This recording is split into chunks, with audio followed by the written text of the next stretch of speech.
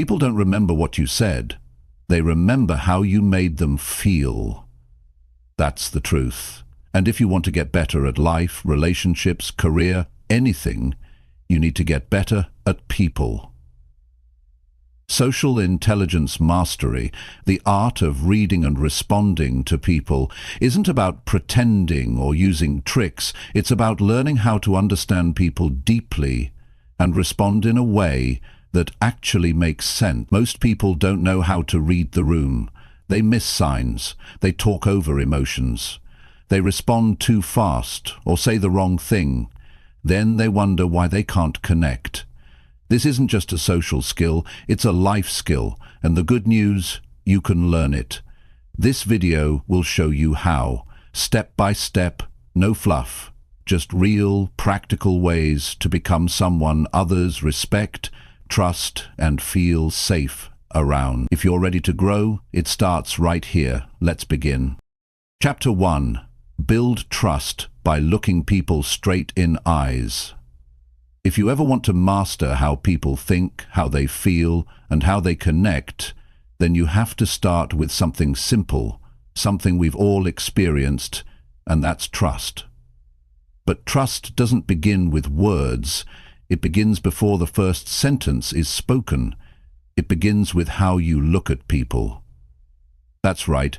You build trust by looking people straight in the eyes. It sounds simple, but most people don't do it. And even when they do, it often lacks presence, honesty, or real connection. We live in a time where eye contact is becoming rare. People look down at their phones more than they look up at the person sitting across from them.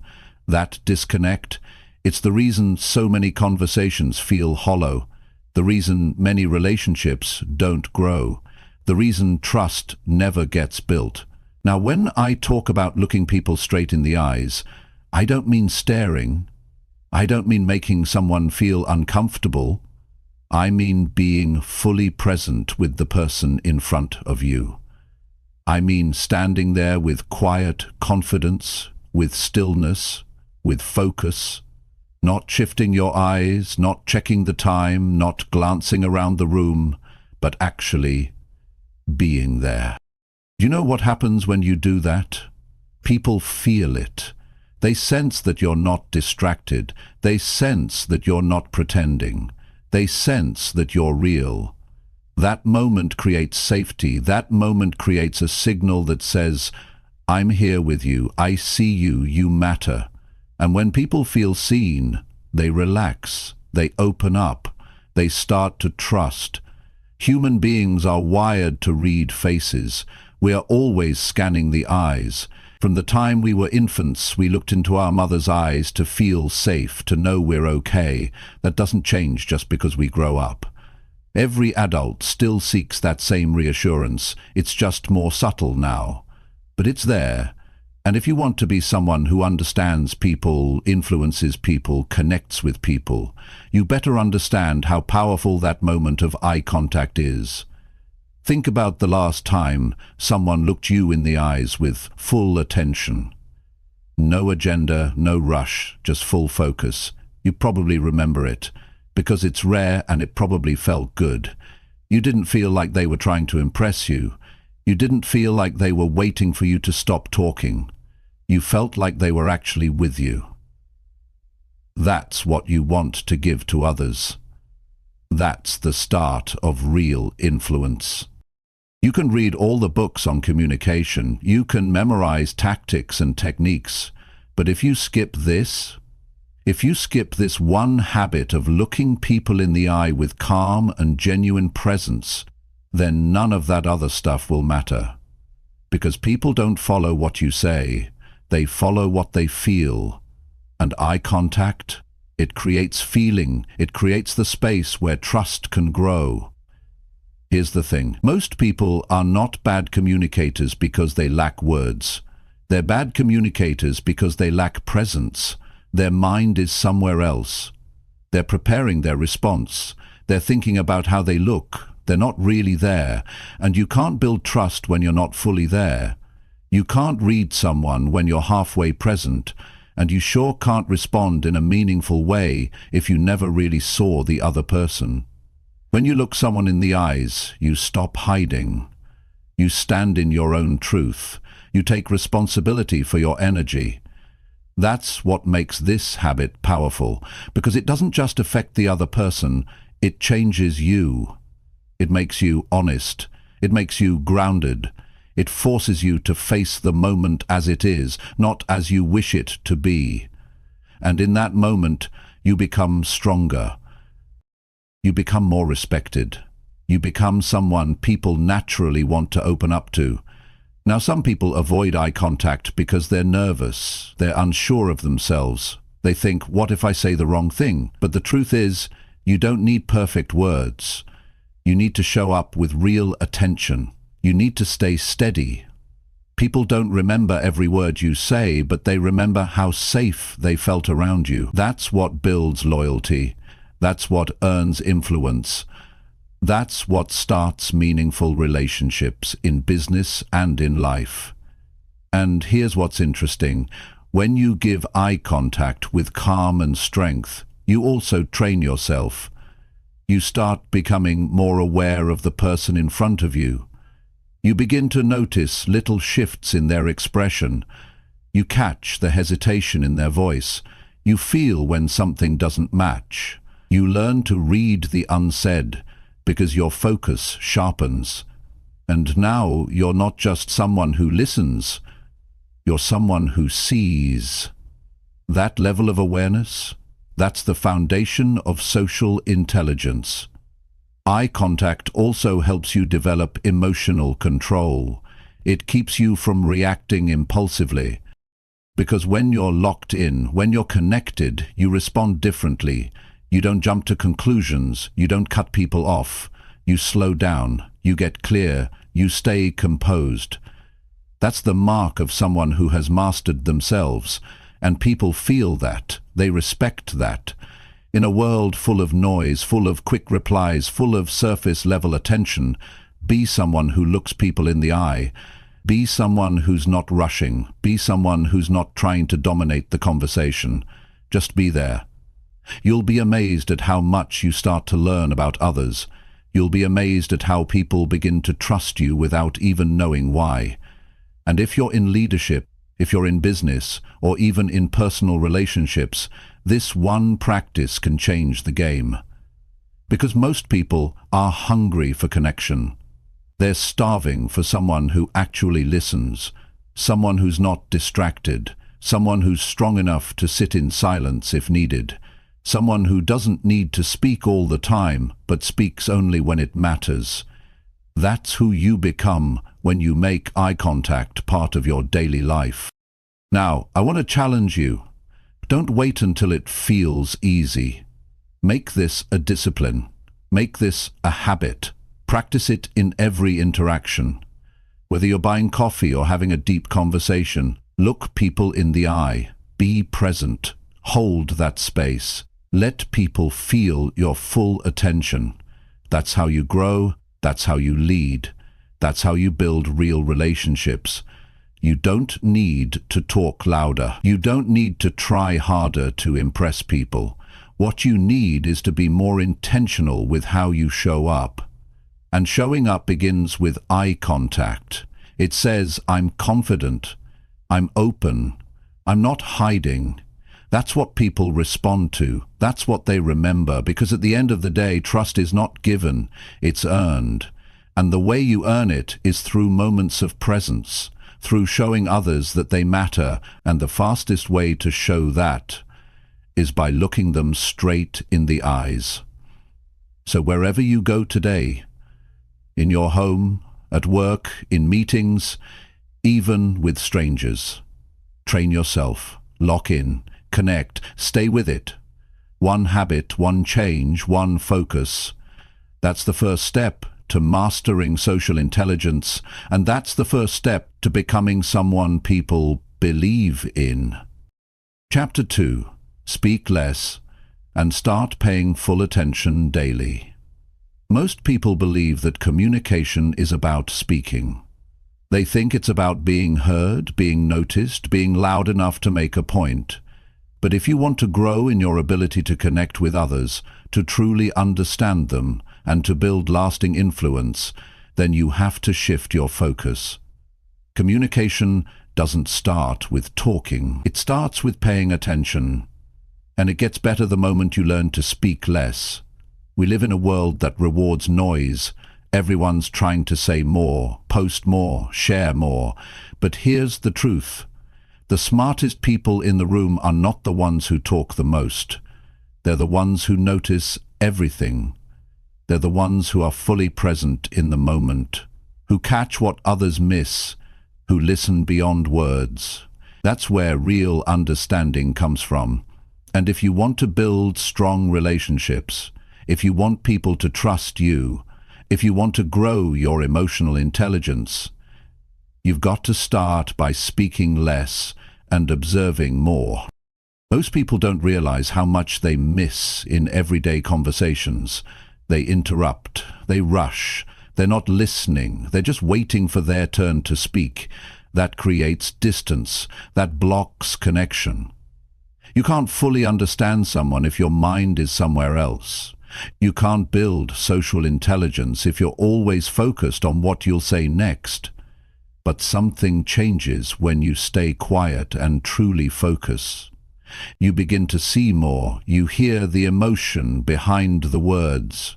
You notice the small shifts in body language. You sense the tension. You recognize when someone's words don't match their tone. That awareness doesn't come when you're talking. It comes when you're listening, and not just hearing sounds, but paying attention with purpose. Being quiet doesn't make you weak.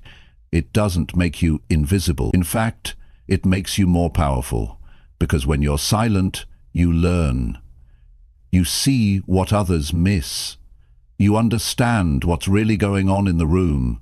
You pick up on energy, you catch signals others ignore, and that ability becomes your advantage in leadership, in business, in friendship, in every part of life.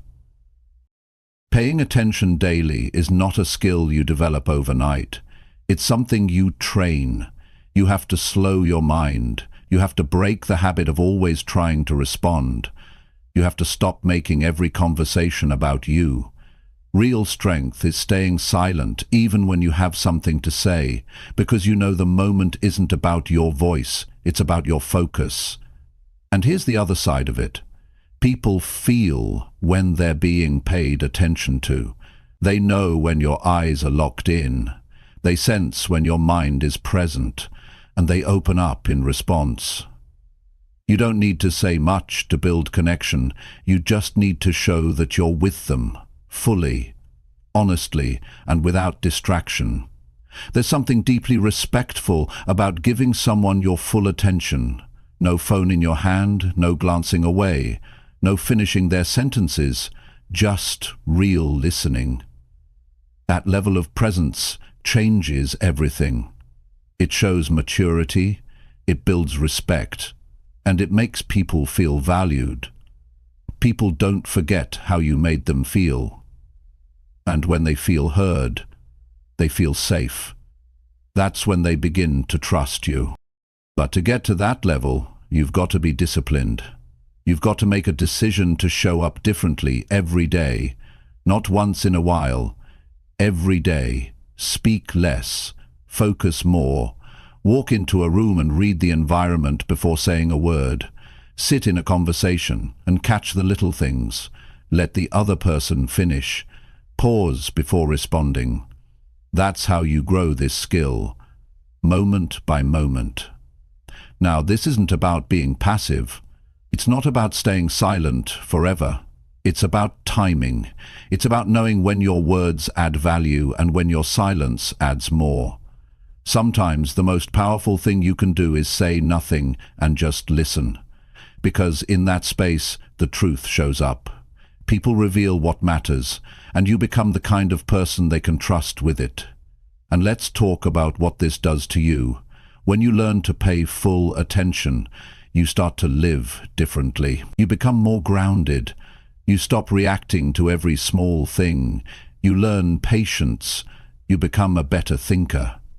Your mind becomes calmer because you're not always trying to jump in. You're learning to observe, to analyze, to understand, and that puts you ahead of most people, not because you talk more, but because you see more.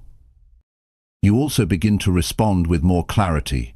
When you've actually listened, your responses become sharper, more relevant, more thoughtful. You say exactly what needs to be said, nothing more, nothing less, and people respect that. They begin to rely on your words because they know they're not empty, they're rooted in understanding. That's what builds long-term influence. So if you've ever felt like you talk too much and still aren't being understood, if you've felt like people don't really listen to you, or if you've struggled to connect with others, then maybe it's time to stop trying to be heard and start practicing presence. Practice staying silent during conversations. Watch how the other person behaves when you're fully there. Notice what they say when you give them space. Watch how the dynamic changes when you speak less and listen more. That shift will surprise you. And you'll also begin to realize something else. You don't need to speak to prove yourself. Your presence says enough. Your calm focus says enough. The fact that you're not rushing to speak tells people you're secure, you're thoughtful, you're not here for attention, you're here for truth. This kind of presence builds inner strength, and once you learn it, you'll start to carry it with you everywhere. In meetings, in friendships, at home, with strangers, you'll become someone people turn to, not because you talk loud, but because you listen well. Now, some people will say, but if I don't speak, people will overlook me. The truth is, the opposite happens. The person who says less and notices more ends up being the one who others pay attention to, because when they do speak, it matters, it lands, it moves people. And that's who you become when you train yourself to pay attention every day. You can start small. Next time you're in a conversation, catch yourself before you interrupt. Try to notice something about the person's expression. Try to understand what they're really saying beneath the surface. Try to sit with silence for a few seconds longer. Over time, that becomes your strength. Speak only when it adds value, and even then keep it simple, because you've already said enough just by being fully present.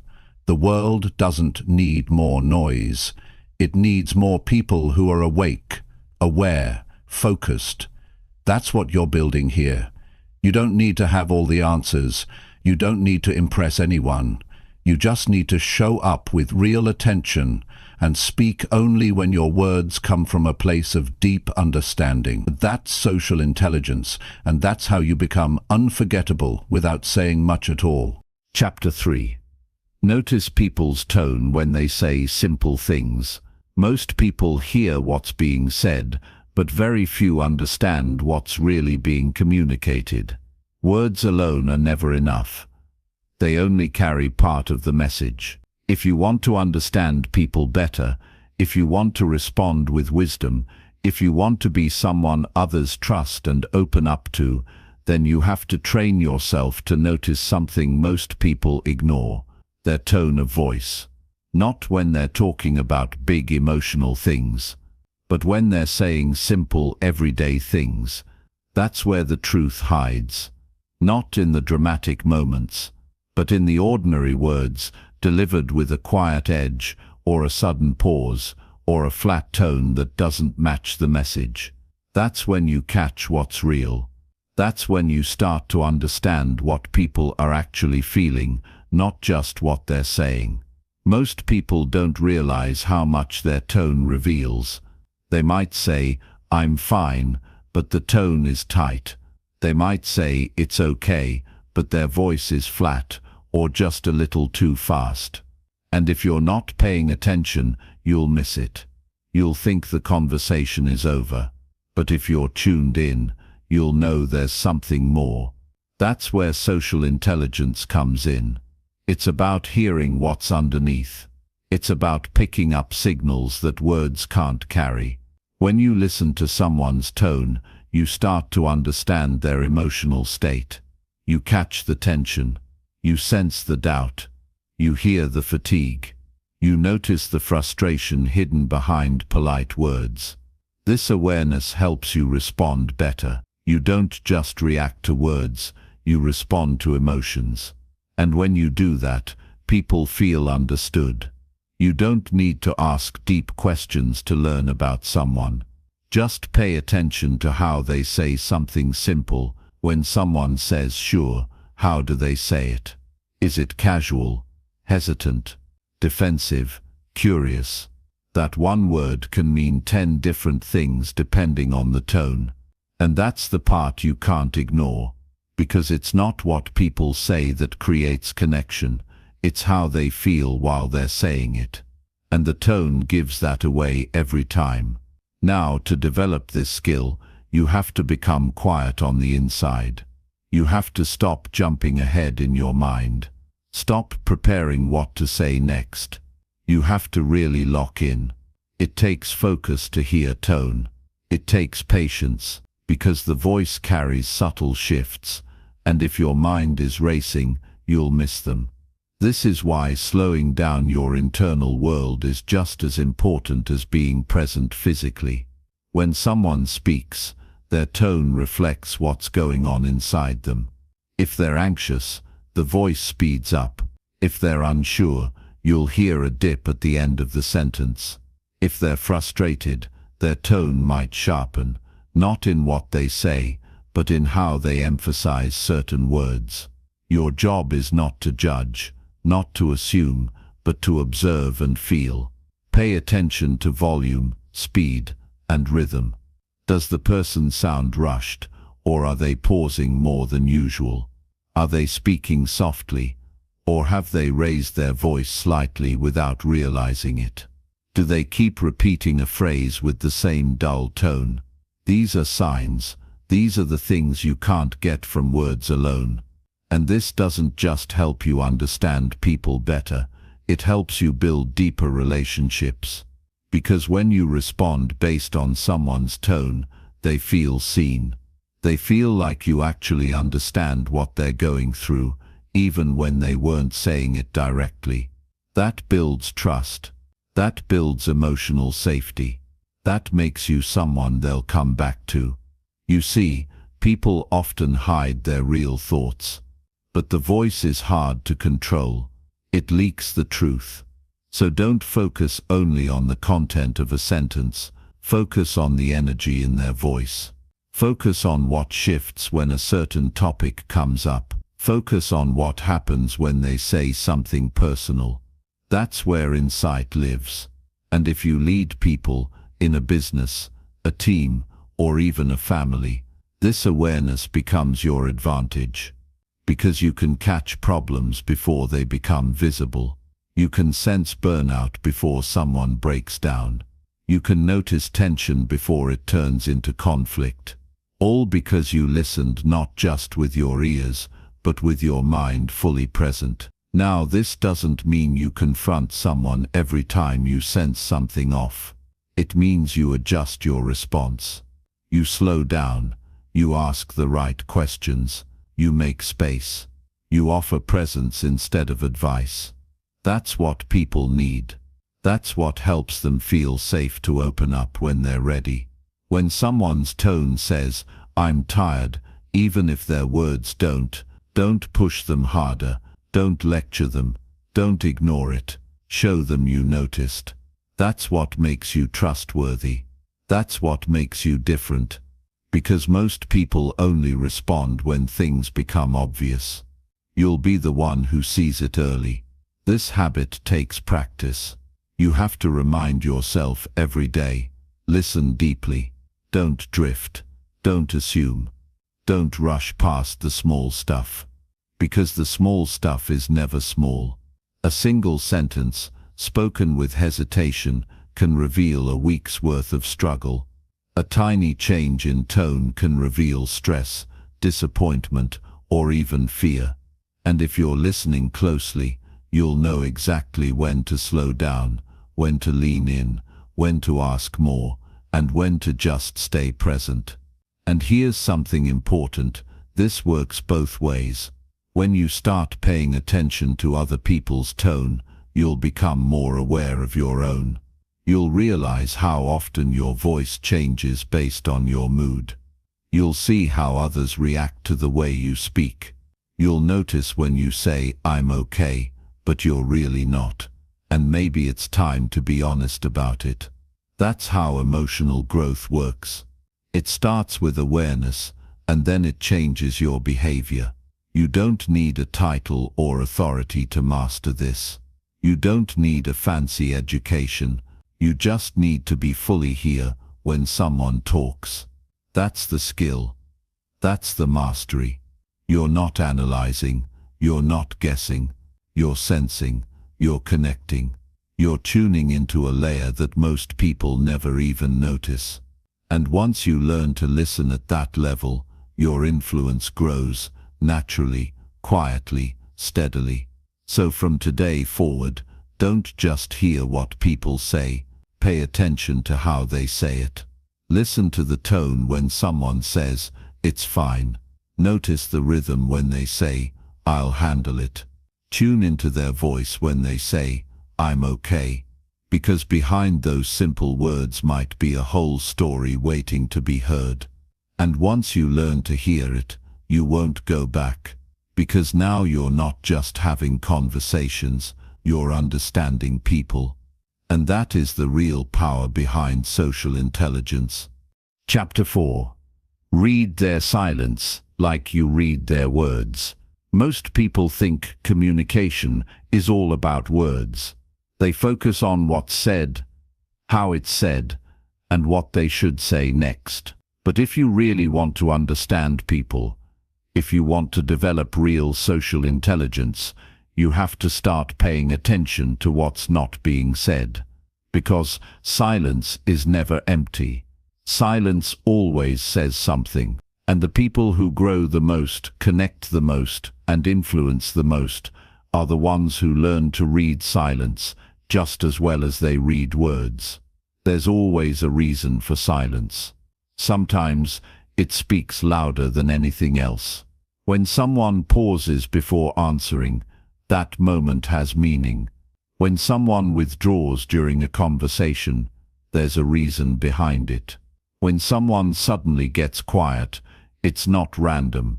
And if you're only focused on what they said last, you'll miss everything they didn't say.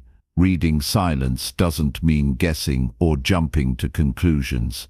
It means being fully present, noticing the shift in energy, and understanding that something important might be happening beneath the surface. It takes patience. It takes awareness. It takes a quiet kind of strength, the kind that's willing to wait, observe, and hold space for truth to show itself without forcing it out.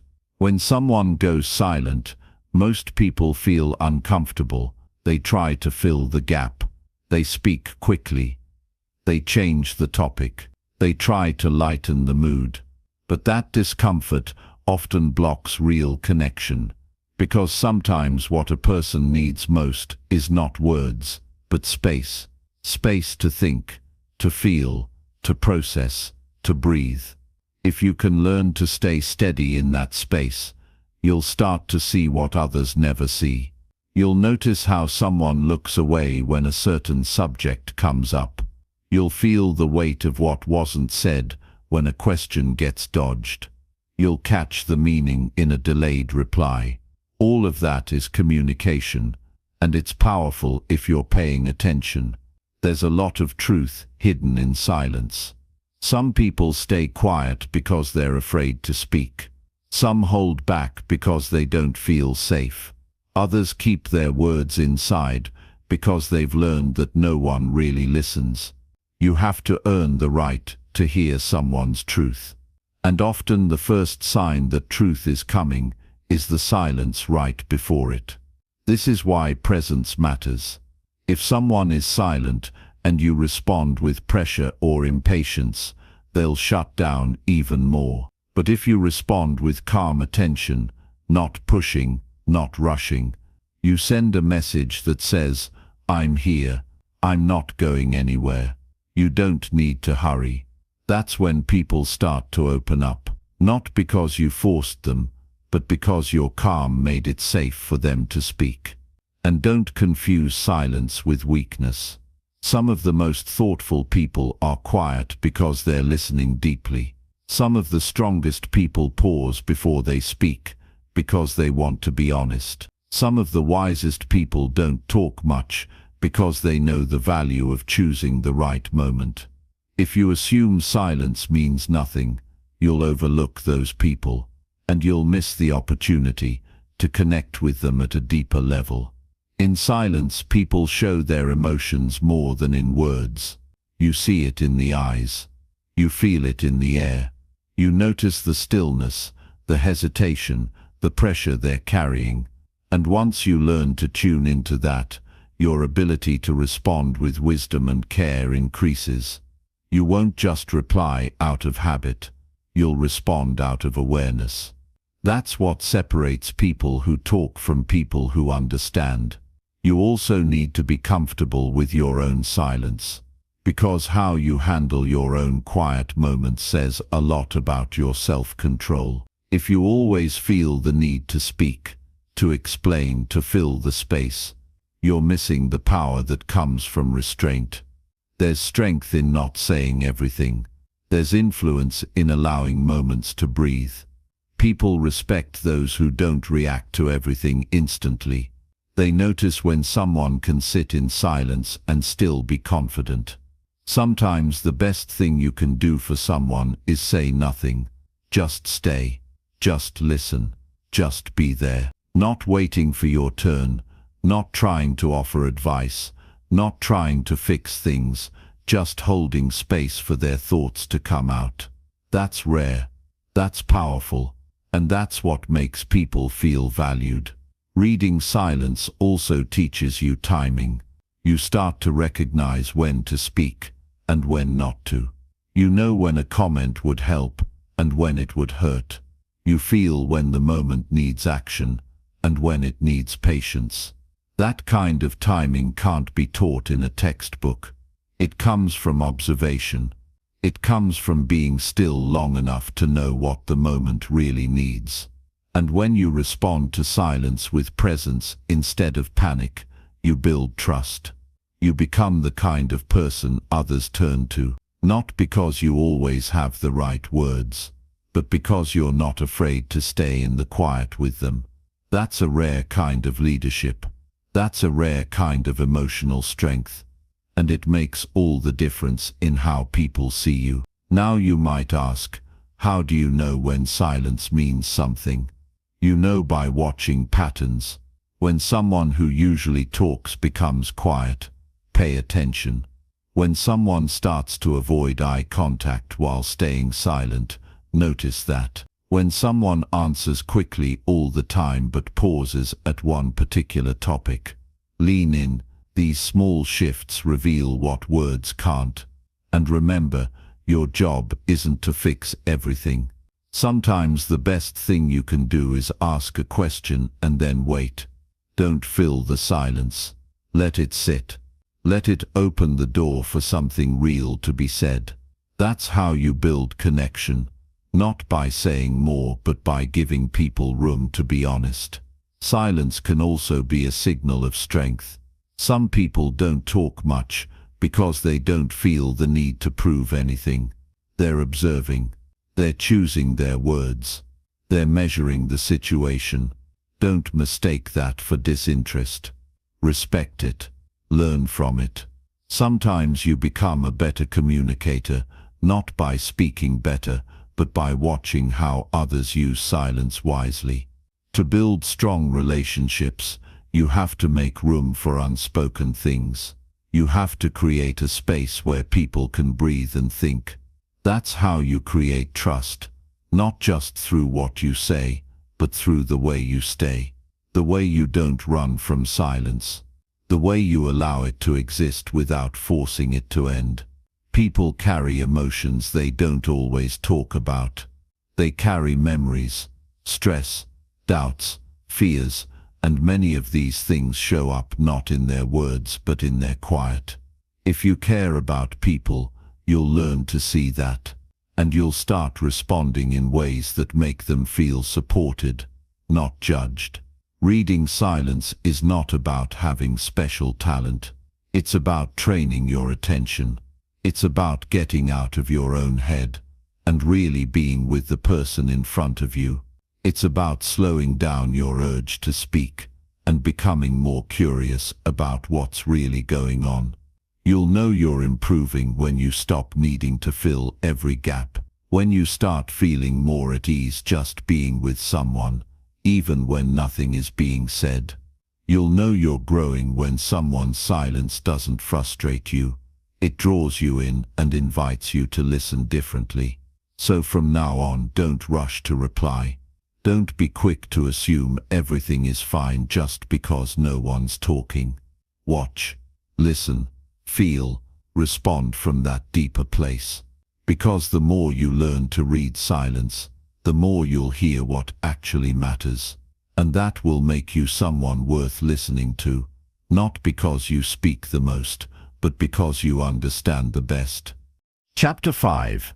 Ask real questions that help people open up. One of the most powerful skills you can ever build is the ability to make people feel understood.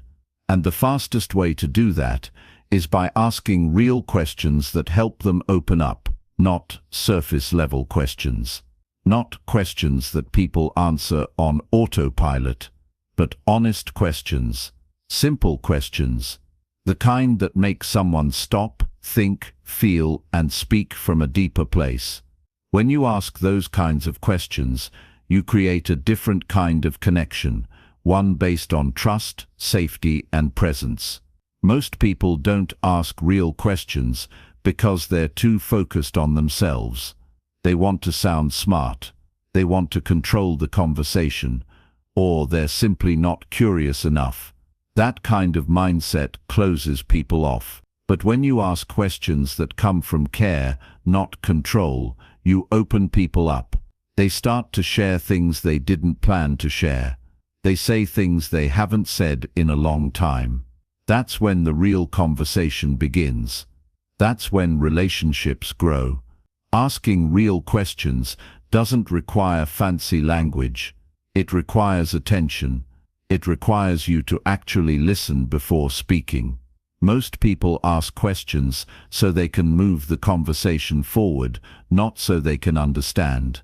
But the questions that stick, the ones people remember, are the ones that show you were really paying attention, because they connect directly to what that person just said. They reflect presence, and presence builds trust. You don't need to interrogate someone to get to know them. You just need to ask simple things with honest interest. How are you really feeling about that? What's been weighing on your mind lately? What's something you wish more people understood about you?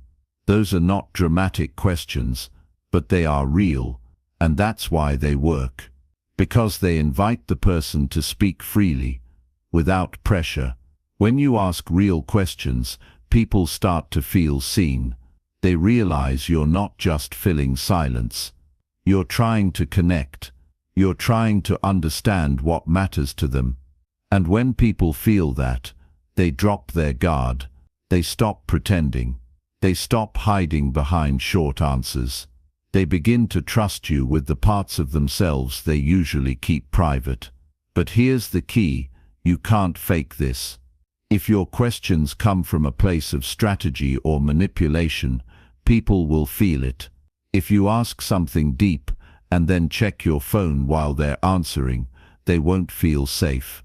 If you rush them or cut them off, they'll shut down. Asking real questions only works when it's backed by real presence, real patience, real care. And when someone opens up, your job is not to fix them. It's not to jump in with advice or stories about your own life. It's to stay with them, to hold that moment, to listen without judging. That space is rare, and it's powerful, because it allows people to hear themselves clearly, often for the first time. And sometimes that's all someone needs. A quiet space where they feel accepted, not analyzed. Real questions also deepen your own awareness. They remind you that every person has a story. They teach you that people are carrying more than they show, that the smile might hide stress, that the confidence might be a cover for pressure, that the silence might be full of emotion. But you won't know any of that unless you ask, and not just once, but often, not out of routine, but out of genuine curiosity. When someone's struggling, don't assume. Ask what they need right now. Ask what's been hardest lately. Ask what they wish they could say out loud. When someone's excited about something, ask why it matters so much. Ask how long they've wanted it. Ask what it means to them. These are the kinds of questions that bring people closer, that build emotional connection, that create relationships built on depth, not just small talk. And this applies everywhere. In friendships, in work, in family, in leadership. If you want to lead people, you better know how to ask questions that unlock who they are. You better know how to reach below the surface, because most problems don't start on the surface. They start in what's unsaid, and the only way to reach that space is by asking better questions. It's not about having a script, it's about showing up with real interest. Let the questions come from what the person just shared. Listen for their tone, their pace, their pauses. Then ask, and after you ask, give them room to answer. Don't rush to fill the space, just let it sit. That silence between your question and their response. That's where trust is built. That's where the door opens. Some people don't open up easily. That doesn't mean they don't want to. It means they're waiting to feel safe. So keep asking gently, respectfully, patiently. Ask without pressure. Ask without needing a perfect answer. Just be there. Be the one who cares enough to ask what others overlook. And remember this, you don't always need deep questions. Sometimes it's the timing that matters most. A simple "How are you feeling about that today?" at the right moment can mean more than a long speech. Sometimes the question is less about the words and more about the energy behind it. And when that energy says, "I care about your answer," people feel it, and they respond. You also have to be ready for whatever answer comes, because asking real questions means opening the door to real emotions. And not all of them will be comfortable. You might hear sadness, you might hear anger, you might hear fear, and that's okay. Your job is not to change the feeling. Your job is to stay with it, to be a steady presence when it shows up. That's what makes your questions matter. If you make this part of your daily life, if you get used to asking people how they really are, what they're really thinking, what they really need, you will change how people see you. You'll become someone who understands, someone who others trust, someone who knows how to make people feel heard. And that kind of person is rare. So make it a practice. Don't wait for the perfect moment. Ask questions that come from care. Ask questions that give people space. Ask questions that help people feel more connected to themselves and to you. And when the answers come, listen like it matters, because it does.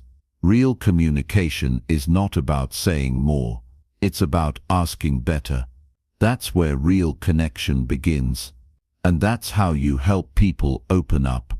Not by pushing them, but by making them feel safe enough to share. That's a skill worth mastering. And it starts with one good question.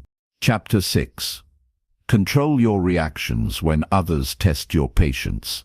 One of the biggest signs of strength is not how loud you speak, how fast you react, or how easily you win an argument. It's how well you can stay calm when someone pushes your buttons. Because the truth is, anyone can explode when they're frustrated. Anyone can snap back when they feel disrespected. That doesn't take discipline. That doesn't take wisdom. What takes strength is being tested and still staying steady. What takes self-control is being provoked and not letting it break your focus. Every day you're going to deal with people who don't know how to treat others well. People who say things they shouldn't. People who don't respect boundaries. People who talk over you, challenge you, and sometimes just want to get a reaction out of you. And if you respond without thinking, they win. You lose control of yourself. You give them your power. But when you stay calm, when you breathe, think, and respond with clarity, you're the one in charge of the moment. That's where real confidence lives. You don't get stronger by reacting fast. You get stronger by learning to wait. Not because you're avoiding the situation, but because you're choosing not to act from emotion. You're choosing to act from a deeper place. A place where your energy is stable, not scattered. That's what separates people with influence from those who just make noise. And if you want to grow in your personal life, your relationships, your leadership, then this is a skill you must develop. Most people don't train their reactions. They just go through life on autopilot. If someone is rude, they're rude back. If someone challenges them, they fight back. If someone disagrees, they raise their voice. But reacting out of habit keeps you stuck. It keeps you controlled by your environment. And that kind of life will always feel chaotic. If every mood, every tone, every word from someone else decides how you feel, you've given up your freedom. You don't need to react just because someone else does. You don't have to match their energy. You don't need to defend yourself at every moment. Sometimes, the strongest thing you can do is stay silent, stay calm, and let them show who they are without letting it shape who you are. That level of emotional control is rare, but it's what makes people respect you. This doesn't mean you allow people to walk all over you. It means you choose when to speak and how. It means you decide the tone, you decide the pace, you decide whether something is worth your time or not. You don't let someone else's lack of control pull you down to their level. You stand where you are, grounded, and you respond from strength, not from frustration. There will be moments where someone will try to test you just to see how far they can go. Sometimes it's intentional, sometimes it's not. But either way, your job is to stay centered. When you respond emotionally, you give them something they can use against you. You say things you can't take back. You create tension you didn't need. And you walk away feeling worse than when it started. But when you pause, even for 2 seconds, you change the outcome. That short pause gives you space to think, to see the situation clearly, to ask yourself, is this worth my peace? Most of the time, it's not. Most of the time, what people say or do is a reflection of their own struggles, not a statement about your value. And when you understand that, it becomes easier to let things pass. You are not responsible for how others behave. You're responsible for how you respond. That's the part you control. That's the part that shapes your day, your relationships, your reputation, and your self-respect. And if you let emotions take the wheel every time something goes wrong, you'll spend your life reacting instead of living. You'll miss opportunities. You'll damage relationships. You'll burn energy on things that don't matter. But the moment you decide that your peace is more important than being right, the moment you decide that not every situation deserves your anger, that's when you start growing. That's when you take your power back. Because now, you're not reacting. You're choosing. And choice is power. This is something you have to practice daily. Not once a week, not just when it's easy, but every day. When someone cuts you off in traffic, when a coworker speaks over you in a meeting, When a friend says something that feels disrespectful, train yourself to pause. Feel the emotion rise, but don't feed it. Let it pass. Breathe. Respond from your values, not your emotions. This takes discipline, but the reward is freedom. Freedom from regret. Freedom from unnecessary stress. Freedom from being manipulated by people who enjoy creating conflict. And the more you train this muscle, the stronger it gets. You'll begin to notice you don't lose your cool like you used to. You don't carry arguments with you for hours. You don't let small things ruin your day.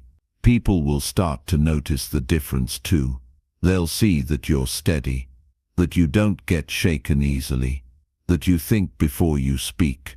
And that kind of presence commands respect. Not because you're loud, not because you're aggressive, but because you know how to handle pressure without falling apart. When someone tries to push you, they're hoping for a reaction. They want to throw you off. They want to feel in control. But when you give them calm instead of chaos, you take that control back. You show that you're not playing their game. You're not interested in drama. You're focused on your peace, your growth, and your direction. Sometimes the best response is no reaction. Sometimes the strongest move is staying silent.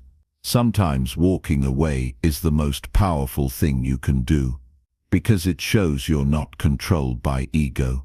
You're led by purpose, and you know that not every battle is worth fighting. You have to decide what kind of person you want to be.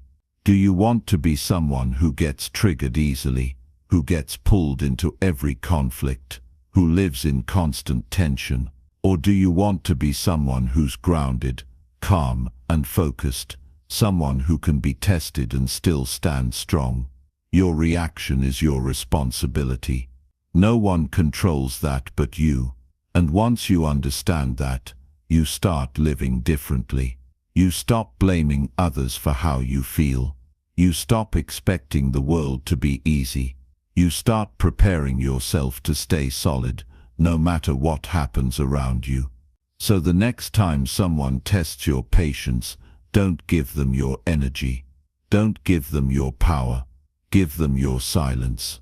Give them your calm. Give them the version of you that doesn't need to win every argument, that doesn't need to prove anything, that's not interested in getting pulled into a storm. Because you're here for something bigger than that. You're here to grow, to lead, to build something real. And that starts with controlling yourself, even when everything around you is trying to break that control. That's not weakness, that's mastery. And once you get it, you'll never trade it for anything again. Chapter 7. Match your energy with the room around you. One of the most underrated skills in human interaction is knowing how to adjust your energy when you walk into a room. It's not about pretending to be someone else. It's not about changing who you are. It's about being aware of the environment and showing the kind of presence that fits the moment. That's what smart people do. That's what emotionally intelligent people understand. They don't walk into every room with the same tone, the same speed, the same behavior. They observe first. They feel the energy. Then they choose how to show up. People who lack awareness make every space about themselves. They bring high energy into quiet moments. They speak loudly in rooms where people are already tense. They act casual when the moment is serious. And without realizing it, they create distance. They make people uncomfortable. They confuse attention with impact. But being loud doesn't make you respected. Being intense doesn't make you impressive. What matters is connection. And connection begins with sensitivity. Before you speak, you should read the room. Pay attention to how people are sitting. Notice their body language. Listen to the pace of the conversation. Watch how people respond to each other. Are they relaxed, focused, nervous, distracted? That tells you everything. And when you understand what kind of energy is present, you can decide what kind of energy is needed. Sometimes the room needs calm. It needs someone who can ground the tension. Sometimes it needs confidence, someone who can lift the mood and set a new tone. Sometimes it needs stillness, not more talking, but deeper listening.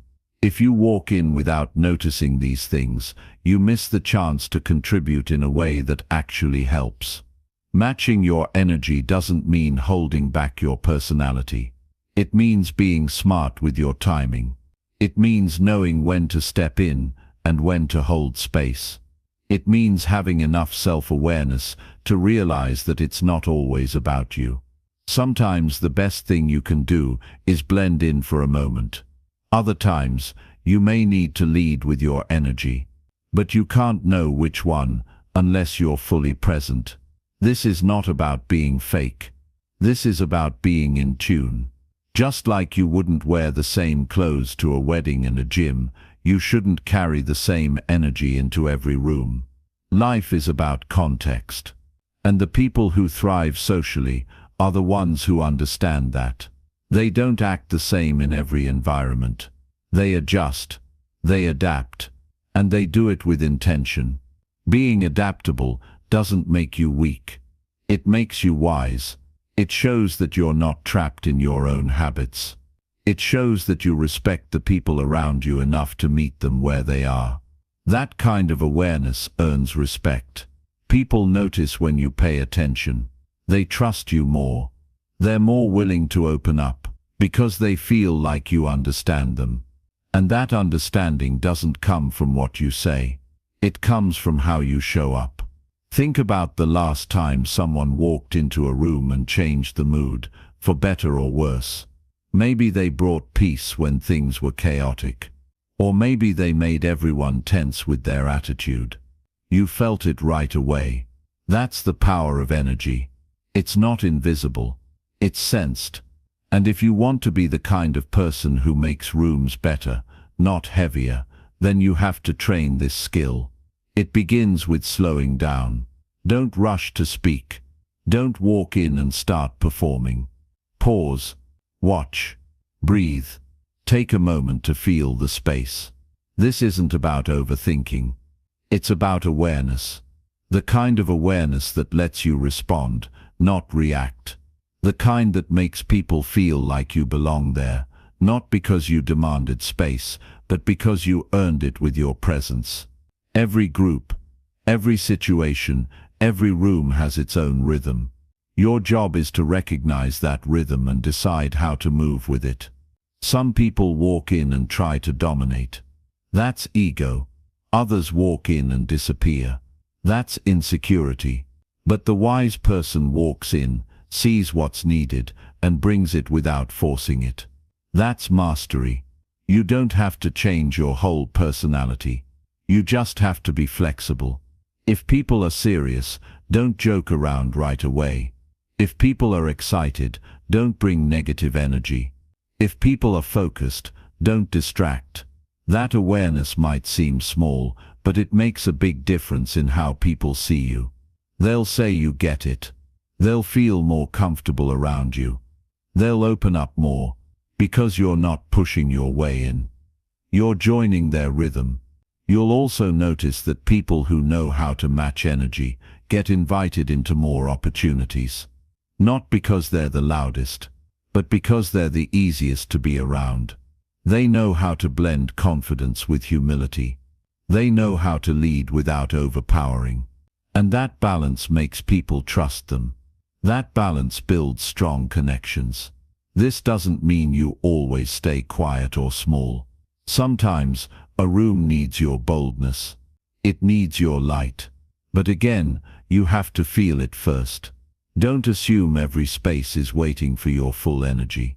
Learn to recognize when it's welcome and when it needs to be softened. That's what real social intelligence looks like. You also have to manage your internal energy. If you're tense or frustrated, don't bring that into a calm space.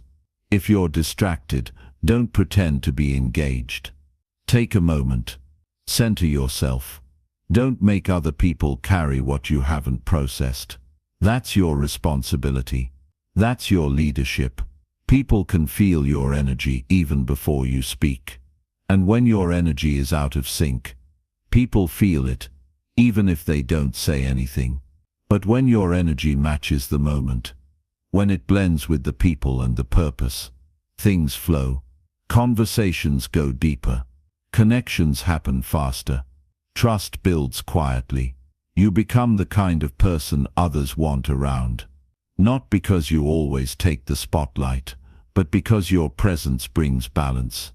This is something you grow over time. The more rooms you walk into, the more you observe, the better you get at it. Don't just think about what you want to say. Think about what the room needs from you. Think about how your energy impacts the people around you. And think about the kind of presence you want to leave behind. You have power. Your voice, your energy, your attitude. They all affect others. Use that power wisely. Use it with care. Use it to bring calm to tension, focus to chaos, and strength to weakness. That's what it means to match your energy with the room. That's what it means to be someone who truly understands people. And once you develop that awareness, you won't want to go back. Because now you're not just talking, you're connecting. You're not just showing up. You're making a difference in every space you walk into. And that changes everything. Chapter 8. Respond wisely instead of trying to win arguments. In every conversation where emotions run high, where opinions differ, where pride gets touched, you will have a choice. Either respond with wisdom or try to win the argument, but you cannot do both. And this is where most people go wrong. They focus so much on being right, on proving a point, on getting the last word, that they forget what really matters: the relationship, the respect, and the opportunity to grow. The moment you start arguing just to win, you've already lost something far more important. Responding wisely isn't about being passive. It's about choosing your words carefully. It's about knowing that just because you can say something doesn't mean you should. It's about realizing that when tension is high, wisdom speaks softly, and it always speaks from a calm place. Arguments escalate because people forget why they're talking in the first place. They get caught in proving themselves, in defending their pride, in trying to appear smarter or stronger. But real strength is found in restraint, in being able to slow down, breathe, and decide if what you're about to say will make things better or worse. There are people who can win every argument they enter, but the cost is high. They leave behind a trail of tension, broken communication, and silent resentment. You don't build connection by overpowering someone verbally.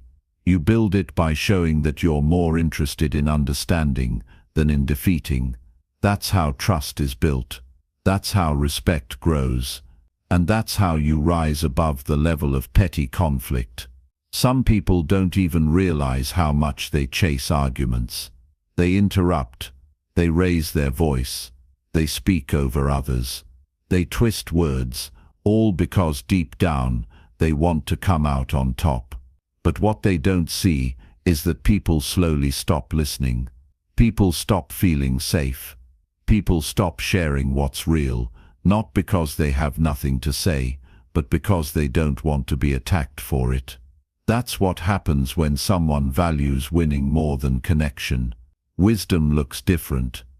It listens fully. It holds space. It doesn't need to defend every idea.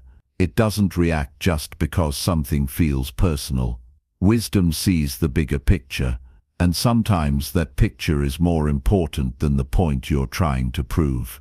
It asks, will this response move us forward? If the answer is no, it stays quiet. That kind of control takes maturity, but once you develop it, your conversations change. Not every disagreement needs to become a battle. Sometimes a different opinion is just that. A different opinion It's not an attack. It's not a threat.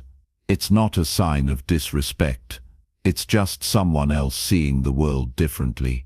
And if you can respect that, you'll notice that arguments stop turning into wars. They become moments of growth. Moments where you learn something new. Moments where someone else feels heard, even if you don't fully agree.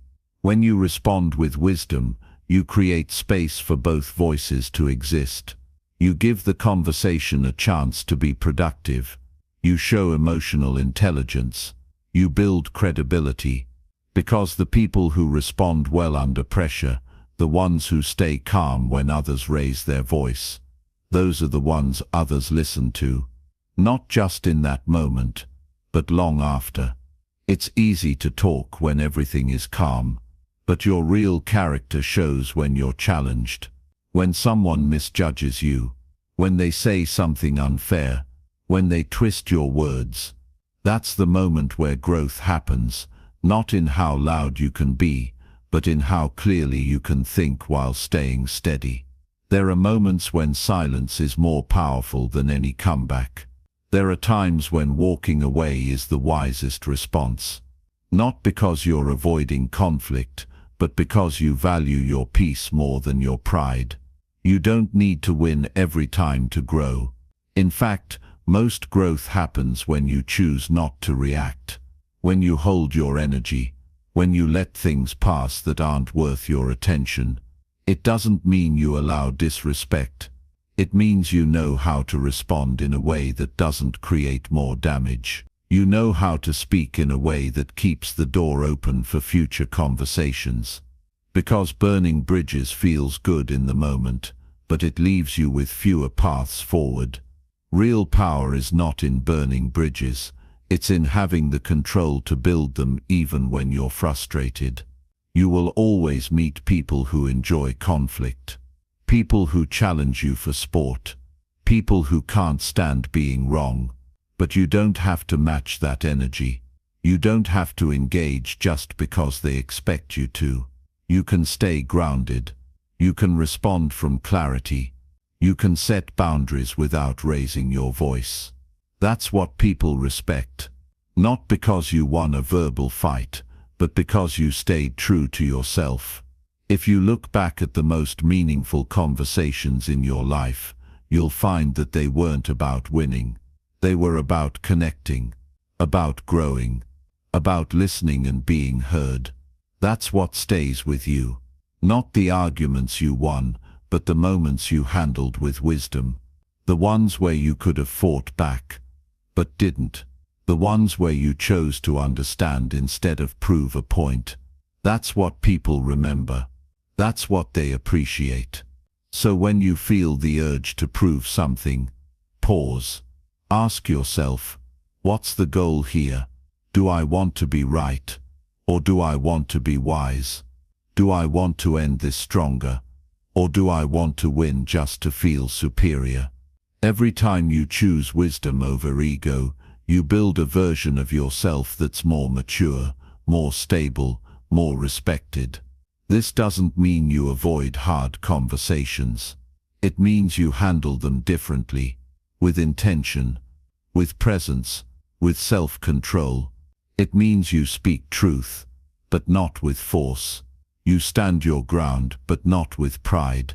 You share your thoughts, but with respect.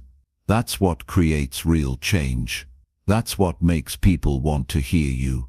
Not because you shout the loudest, but because you speak with purpose. The next time a conversation starts to get tense, slow down. Breathe. Don't rush to fill the silence. Don't jump in just to defend. Listen. Ask a question instead of throwing a statement. Let the person feel like you're actually trying to understand, even if you disagree. That alone can change the entire tone of the conversation. It can turn conflict into clarity. You'll be tested many times in life. Your patience, your values, your control, all of it will be challenged. But each time you choose to respond wisely instead of trying to win, you get stronger. You grow more stable. You learn to lead with your presence. That's a different kind of success. And once you get a taste of it, you won't care about winning arguments anymore. You'll care about something much bigger, who you're becoming in the process. Chapter 9. Stay calm when emotions around you get loud. There will always be moments when emotions around you get loud. People will argue, panic, complain, explode, or shut down. Sometimes they'll raise their voice. Sometimes their silence will carry tension so thick you can feel it in the air. You'll walk into rooms filled with stress, frustration, anxiety, or pressure. You won't always see it coming. But when it happens, you'll face a choice that separates the mature from the reactive, the grounded from the scattered. You can get pulled into the noise, or you can stay calm. Staying calm doesn't mean you don't feel anything. It means you've trained yourself to not let those feelings control you. It means that while everyone else is being moved by emotion, you've made a decision to stay steady. That's not easy, but it's necessary if you want to be someone people respect and turn to when things get tough. Most people match the room without even realizing it. If someone is angry, they get defensive. If someone is anxious, they start rushing. If someone is complaining, they join in. But that kind of behavior only adds fuel to the fire. It makes the situation worse. It brings no solution, and worse, it weakens your influence. Because people don't follow the ones who panic with them. They follow the ones who stay centered when things fall apart. When tension rises, your breathing should slow down, not speed up. Your voice should get softer, not louder. Your thoughts should become clearer, not chaotic. That kind of control only comes through awareness. You have to recognize when emotions are rising, not just in others but in yourself. You have to know the signs, the tightening in your chest, the urge to interrupt, the pressure in your face. That's the moment to pause. That's when you take charge of yourself. This doesn't mean you suppress your feelings. It means you hold them with discipline. You understand them, but you don't let them speak for you. You decide what comes out, and that decision gives you strength. Because while others lose control, you become the anchor. You create space for others to breathe. And whether they say it or not, they notice. They feel safer. They respond to your energy, even if they're still loud. And over time, your presence begins to shape the room instead of the room shaping you. You have to understand something important. Emotional stability is not about being passive. It's about being responsible. You take responsibility for your presence. You decide what kind of energy you want to bring into the room. And the more intense the environment becomes, the more critical that decision becomes. Anyone can stay calm when things are easy, but calmness means something when everything around you is noisy. You might be in a room where people are blaming each other. Emotions are high, voices are rising. And in that moment, the most powerful thing you can do is stay quiet for a second. Breathe, listen without reacting. Think before responding. You'll see the conversation shift, because your calmness interrupts the emotional pattern. It resets the room, and that's how leadership works. Not by taking control but by influencing the tone. If you're always reacting, you'll never be respected. People might listen to you, but they won't trust you, because they'll know that under pressure, you become part of the problem. But if you stay calm when it's uncomfortable, people feel it. They lean toward it. They respect it. Because calm is rare, and what's rare becomes valuable. You'll face people who try to pull you into their storm. They'll want you to match their anger, their speed, their panic. Don't take the bait. They're not looking for truth. They're looking for company in their emotional chaos. And if you give them what they want, you lose what you've built. But if you stay grounded, if you stay rooted in who you are, you'll rise while everyone else is sinking. That kind of calm isn't built in one day. You develop it by choosing it repeatedly. You start with small moments, a disagreement with a friend, a stressful moment at work, a family conversation that starts to go sideways. In each of those moments you pause. You tell yourself, I'm not here to add more noise. I'm here to stay clear. You slow your response. You lower your tone. You speak with purpose. And you keep doing that until it becomes who you are, not just something you practice. And here's something most people don't understand. Your calmness doesn't just affect others. It changes you. It gives you more mental clarity. It helps you think through problems. It lets you see beyond the emotions. It protects your energy.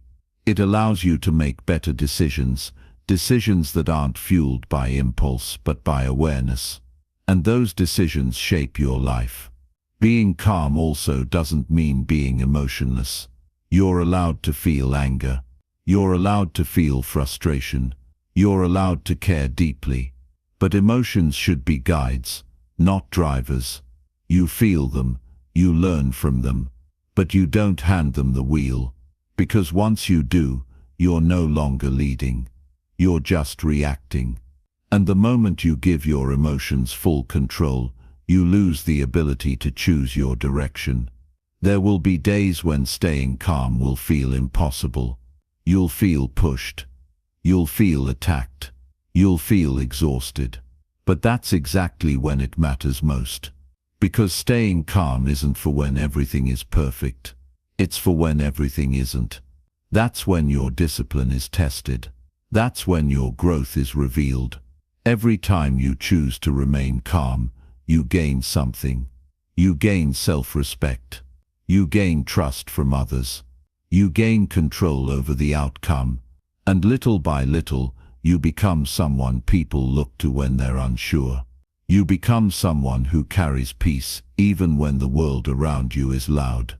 You don't need to fix every situation. You don't need to silence every voice. You just need to control your presence. You need to remember that your energy is your responsibility, and that no matter how intense things get, you still get to choose how you show up. There's something powerful about the person who doesn't flinch, who doesn't rush, who doesn't feed into the panic. They change the room just by being there. That's the kind of person you can become, not by being perfect, but by being aware, by being steady, by choosing calm when everything else tells you to do the opposite. And when you look back at the difficult moments, you won't remember what others said or did, as much as you'll remember how you handled yourself. You'll remember the day you didn't react, the moment you stayed grounded, the time you kept your peace when everything else was trying to take it from you. So when emotions around you get loud, stay calm, not to prove anything, not to impress anyone, but because calm is who you've trained yourself to be. And when you become that, steady, grounded, thoughtful, you won't just survive tough moments, you'll lead through them. And that's the kind of strength that lasts. Chapter 10. Keep improving how you connect with different people.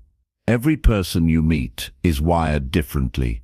They think differently, feel differently, process things differently, and communicate in ways that aren't always familiar to you.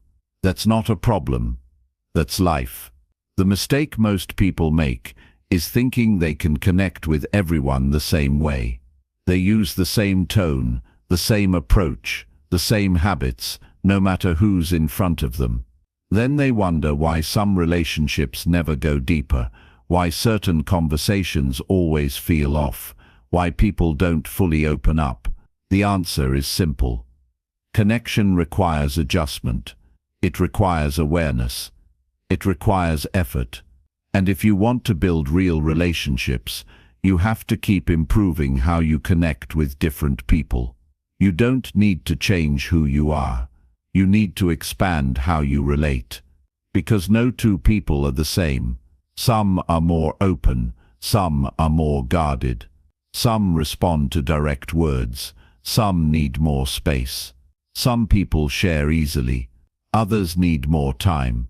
And if you try to force your natural way of connecting onto every person you meet, you'll miss a lot of opportunities. You'll misunderstand their signals. You'll misread their silence. You'll speak in a way that works for you, but doesn't land with them. Being good with people doesn't mean being the loudest in the room or having the most confidence. It means being flexible. It means being intentional. It means paying attention to who's in front of you and choosing to meet them where they are. That takes humility. It takes patience.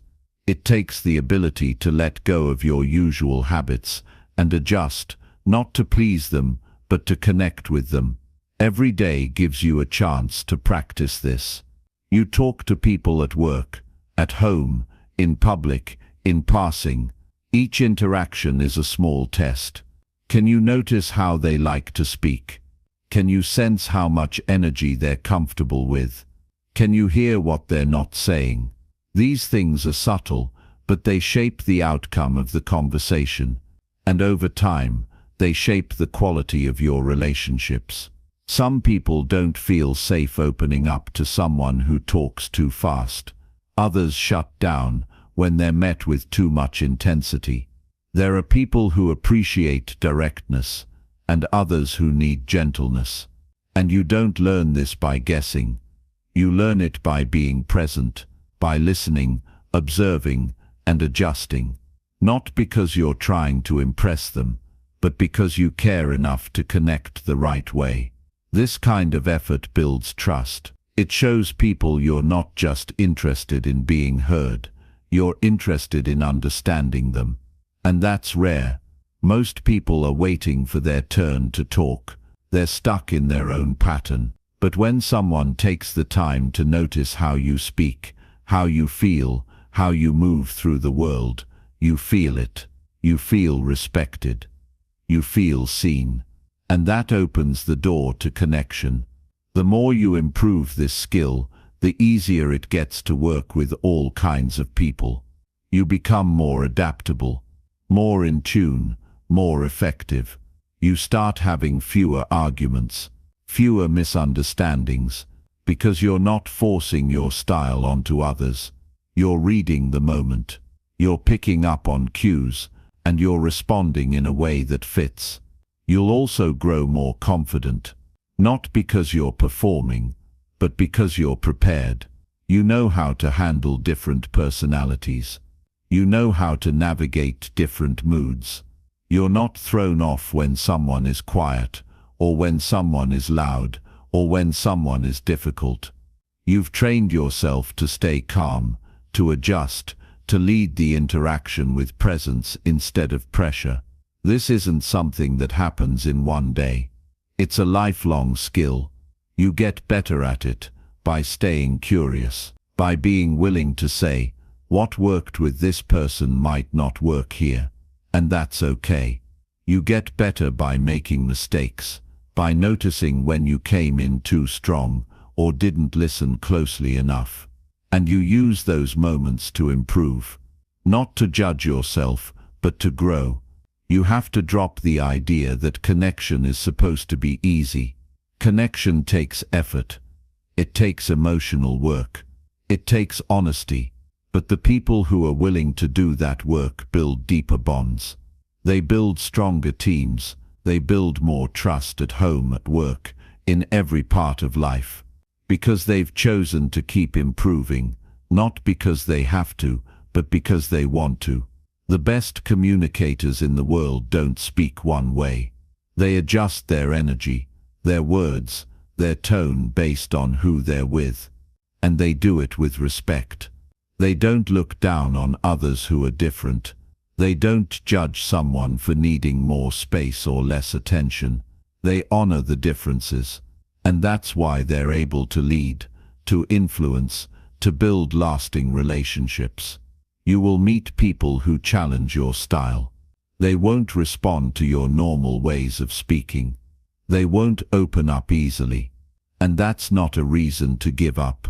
That's a reason to try something new. Maybe you need to ask different questions. Maybe you need to slow your pace. Maybe you need to step back and just listen. Each person teaches you something new about how connection works. If you're paying attention, you'll also start to realize that the way people respond to you isn't always personal. Sometimes it's based on their past, their day, their personality, their comfort level, and when you understand that, you stop taking everything as a reflection of yourself. You stop making assumptions. You stop reacting based on ego. And that allows you to keep learning, to keep showing up with better awareness, better timing, better intention. This mindset helps you in every area of life. In leadership, you need to connect with all kinds of personalities. In family, you need to understand how each member communicates. In friendships, you need to honor each person's pace and depth. And in everyday life, you need to be able to walk into any space and still connect without forcing it. That's what makes you socially intelligent. That's what makes you emotionally stable. That's what makes people feel like they can count on you. There's no finish line for this. The goal is to keep improving, to stay open, to keep observing, to keep learning how to speak to hearts, not just ears, to bring honesty with kindness, to adjust without losing your authenticity. That's the art of real connection. That's what separates people who just talk from people who truly understand others. You don't need to be perfect. You don't need a script. You just need to show up with care, with curiosity, with the willingness to connect better than you did yesterday. That alone will change your life. That alone will make you the kind of person others want to be around, not because you always say the right thing, but because you always try to meet people with awareness and respect. Keep practicing. Keep noticing. Keep growing. Because the quality of your connections will always shape the quality of your life. And every time you improve the way you relate to others, you become someone worth trusting, worth following, and worth listening to. That's what real progress looks like. That's what lasting success is built on. Keep improving, and you'll keep rising. If you've made it this far, that already tells me something. You're serious about becoming better with people. And that matters. Because in every area of life, the ability to read others and respond the right way will set you apart. It's not about being perfect. It's about being aware, being intentional, being real. Remember, every conversation is a chance to build something. Trust, respect, connection. It all starts with how you show up. Keep improving. Keep noticing. Keep growing.